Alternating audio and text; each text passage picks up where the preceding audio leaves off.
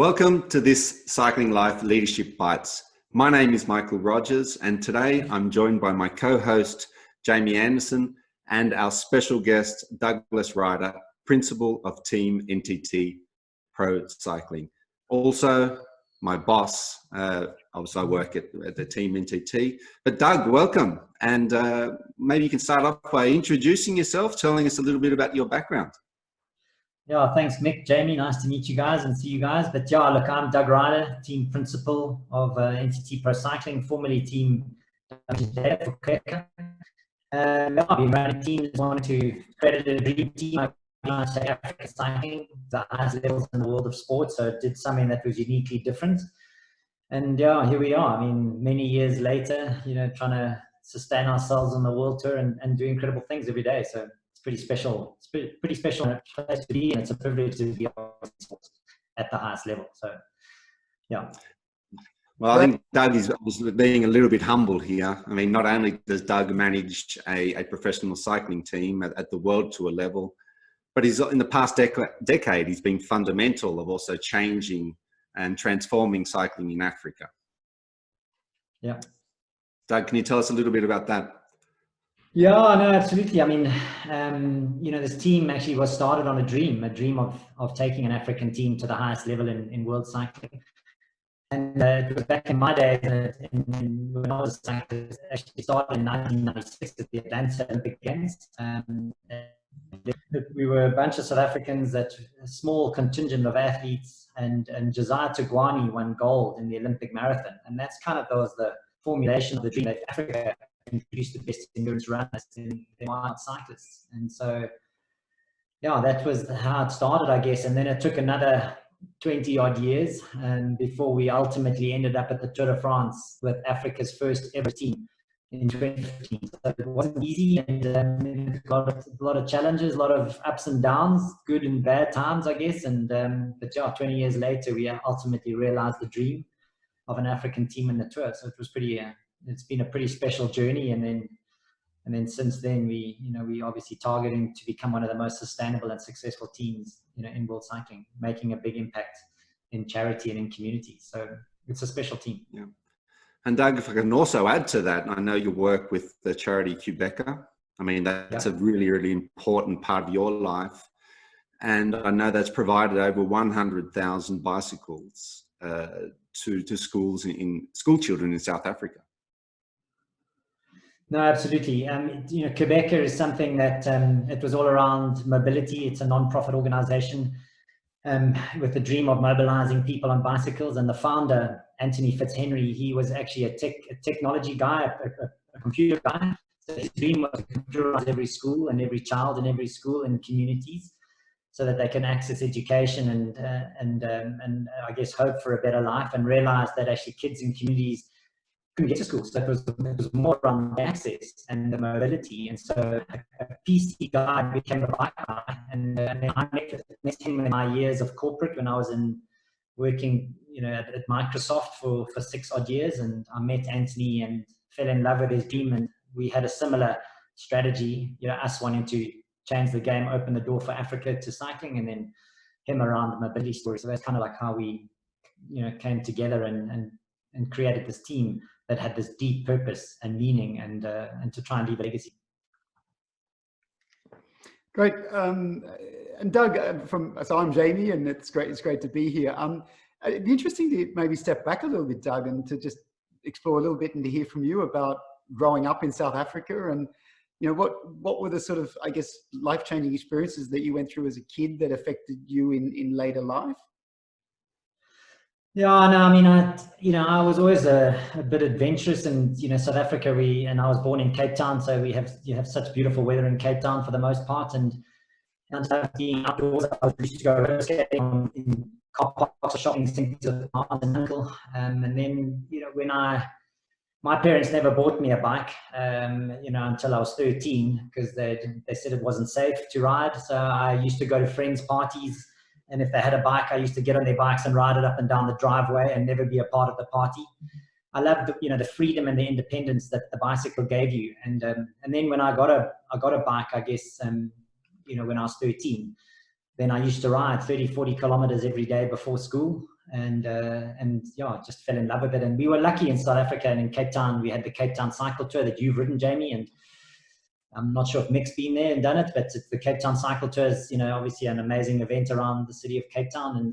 And so, having that race of that size and stature and magnitude on your doorstep was also a bit of an inspiration. But I love the freedom that the bicycle gave you. And so I was pretty outdoors and pretty adventurous, actually, in those early days.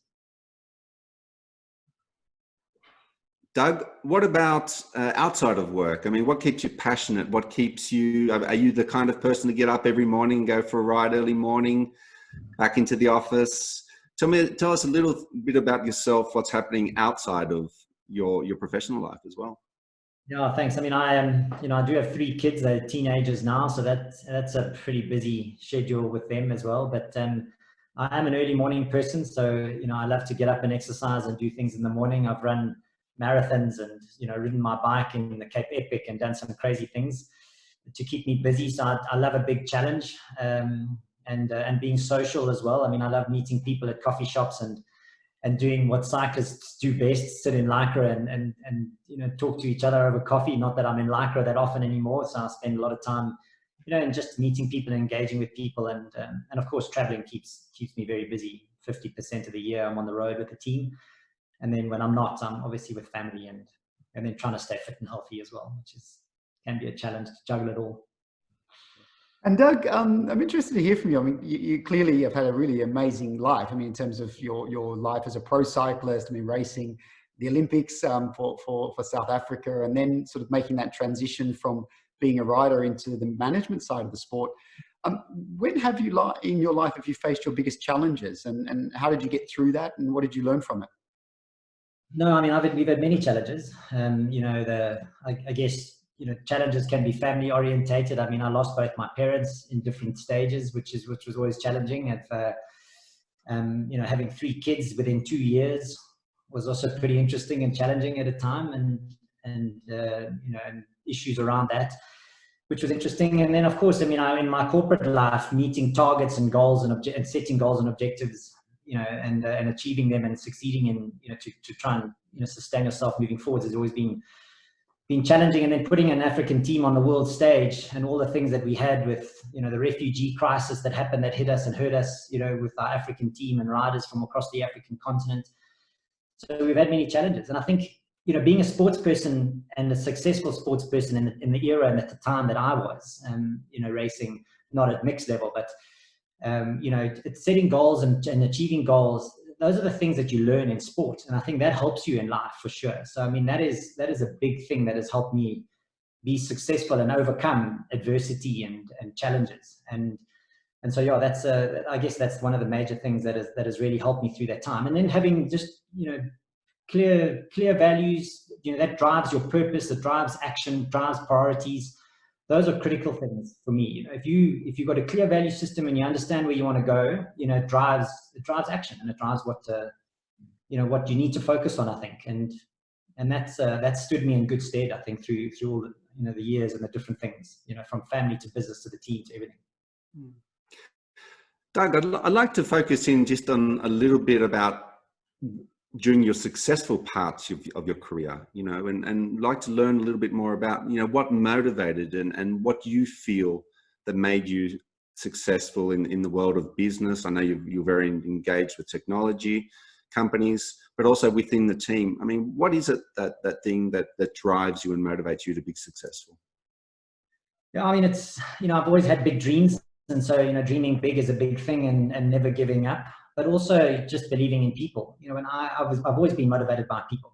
When you look in the eyes of a rider and you tell them a dream and a concept, and you think, and you can see that glint in their eye that they believe it, and they think that it's possible, that's what drives me and motivates me. In 2012, when our team was racing well internationally, we had no money. We, literally sat on the pavement while everybody was sitting in team buses in the cold in the spring, and the riders were doing well and they were successful, and you looked in their eyes and they had that energy and they wanted to be there. That's what motivated me then to go and sell on to big corporates and to raise the funding needed to put the team on the road.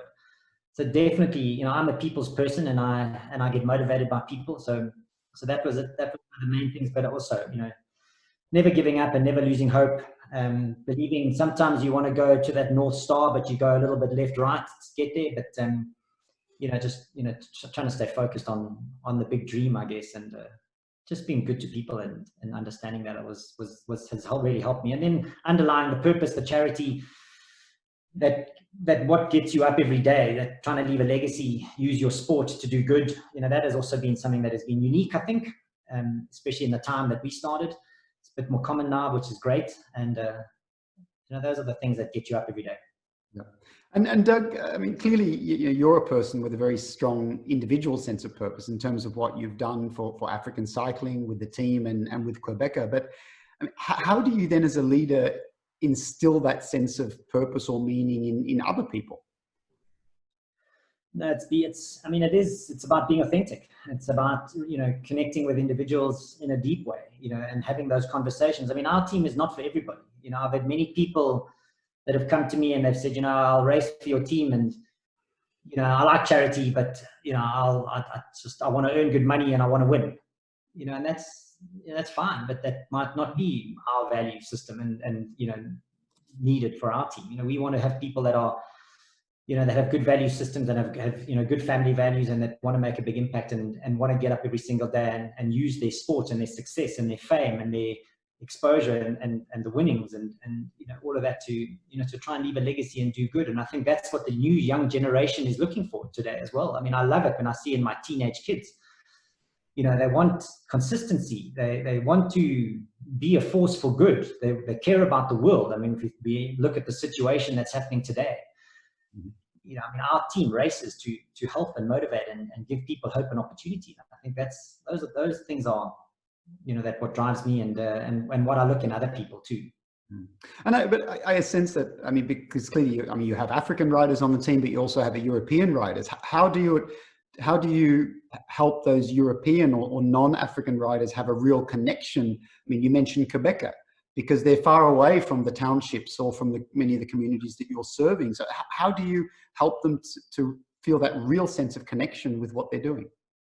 No, we bring them in. I mean, they come to South Africa, they come into the communities. I mean, the riders that have been in South Africa and have been in those communities and seen the impact that they can make through this team and its success and their success in it, then it really connects with them in a deep way. And those riders that have got kids, it connects with them in an even deeper way, which is so cool to see. And and it really connects them and binds them to us and also to Africa and its hope and opportunity and potential. But yeah, I mean, it's interesting, and just having multicultures, that diversity is such a strength. Riders that can learn from each other, learn their different different living conditions, food, just different environments is such a strength and particularly in Africa. If you look at from Eritrea to Ethiopia to Algeria to Rwanda to Morocco to Uganda, the countries that we've had in our team in the past, that diversity and the fact that they've never had a ceiling above them. They don't know what the top level is like, and we don't know what they can do and how far they can go.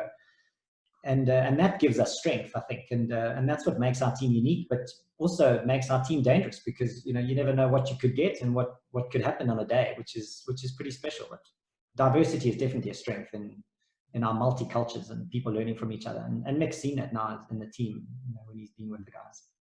I mean, Doug, a lot of leaders think that the way to motivate people is with money. So it's interesting for me to hear you saying that actually, with these young riders that you're working with, that there are these other motivators.